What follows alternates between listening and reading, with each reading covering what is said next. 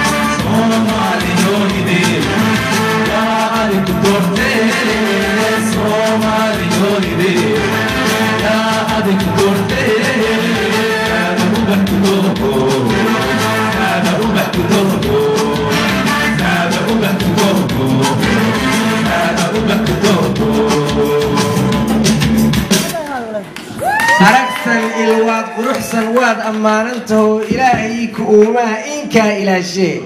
سومالي أورشاي أستانتي مدن مدى إليسكي عدالة الرمطة إيا حق باللغار كياي سومالي هو إدليا أديك الدورتي سادو محاني لها شاركي بجمعة وأنا بكوحي سيبهورت ضدك الله من الشاكي aad baad u mahadsantihiin dhalinyarada qiimaha badan leh heesaaga ah abwaaniinta ah soo kacaya waa jiil aad u qiimo badan oo aynu u baahnayn marka waxaan idin leeyahay guulaysta ilaahayna ha idin gargaaro bismillaahi raxmaani raxiim ii fadhiista aad baad u mahadsantihiin inaad arrin xaq ah oo cadaalad ah inaad u taagan tihiin anagu ayaan qabaa anigu waxaan ka mid ahay dowladda Soomaaliyeed ee federaalka ah ayaan ka mid ahay waxaan ahay xildhibaan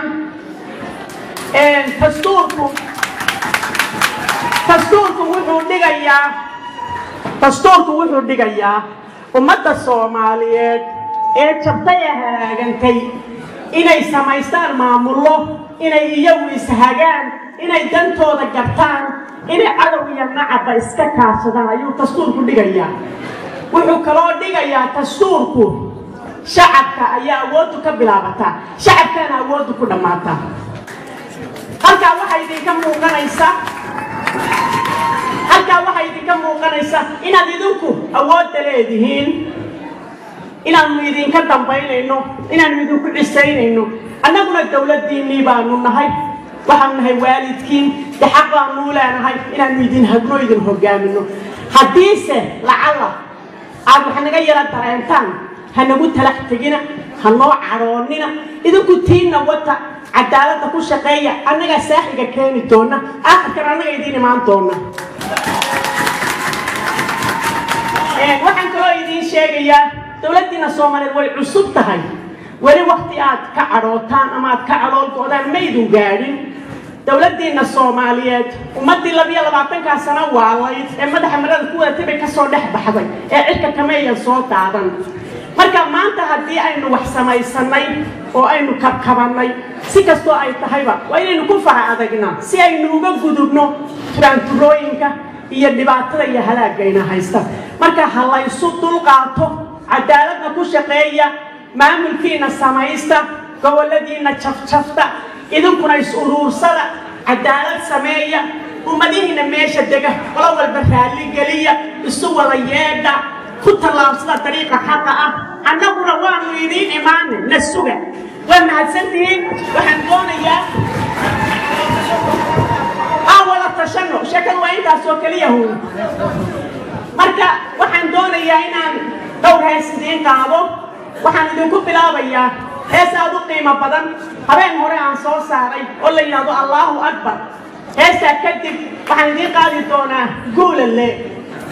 dabeetana Jubbaland waa jeclahay marka aan wada fashan iyo hawlahaas gelin